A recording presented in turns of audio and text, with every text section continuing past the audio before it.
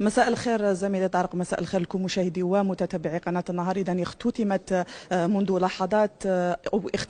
لحظات لقاء الحكومة الولاة الذي ابتدأ أمس، وخرج هذا اللقاء بتوصيات عديدة، أهمها إعطاء أو إسداء صلاحيات أوسع للولاة ورؤساء المجالس الشعبية البلدية.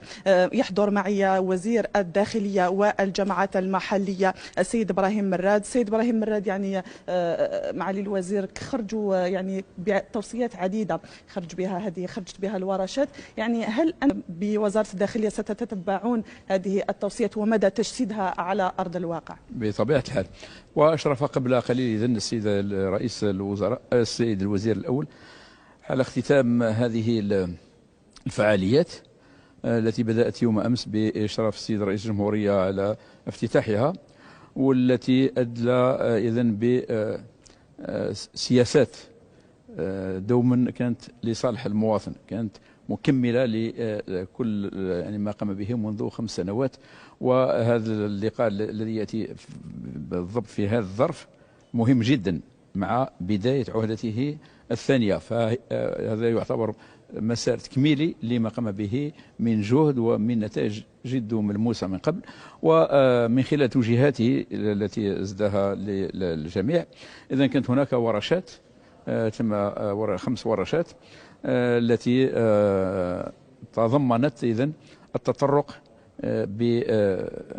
بصفة موضوعية وبصفة مسؤولة ما بين الإدارة المحلية والإدارة المركزية إلى عدة قضايا تصب كلها في تحسين أوضاع مواطنينا وفي تمكينهم بالعيش الكريم وتمكينهم بإيجاد إذن شغل واستعمال القدرات المتواجدة، حتى كل واحد يحس أنه في ولاية راهي تزخر بقدرات، بإمكان الولاية هذه أن تكون وراء خلق ثروة، وراء خلق الشغل، شريطة أن نعرف كيف نوظف إذن هذه القدرات.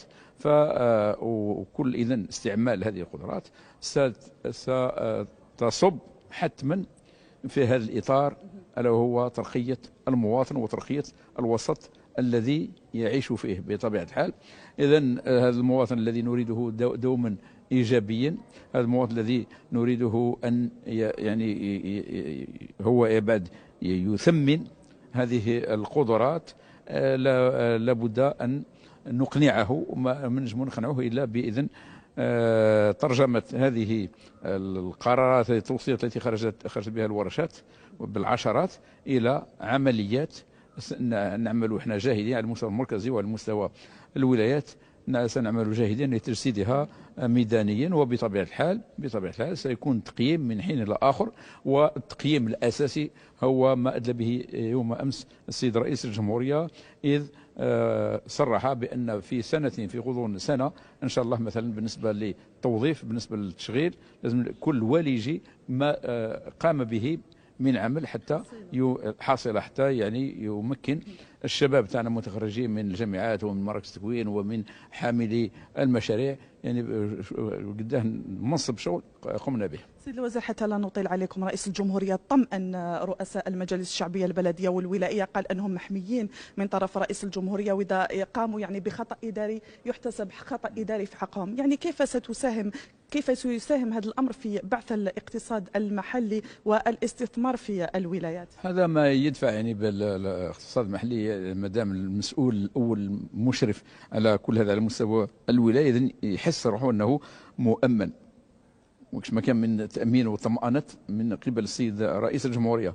أحيانا واحد شوية يتردد، يخاف نظرا للأوضاع اللي عشناها من قبل، والحمد لله ما بقاش الأوضاع هذه. لذا هو ما اكتفاش بهذا، إنما كذلك خلق الأساليب والأطر الملائمة، مثلا كما الرقمنة هذه اليوم راهي الحمد لله رانا في شيء واقع، ورانا نتبعوا في الملف هذا، وفيه استراتيجية تم اعتمادها وفيه متابعة من قبله حتى إذا نستعملها لتحسين الأداء ولإضفاء أكثر شفافية على كل ما يقوم به العون الإداري.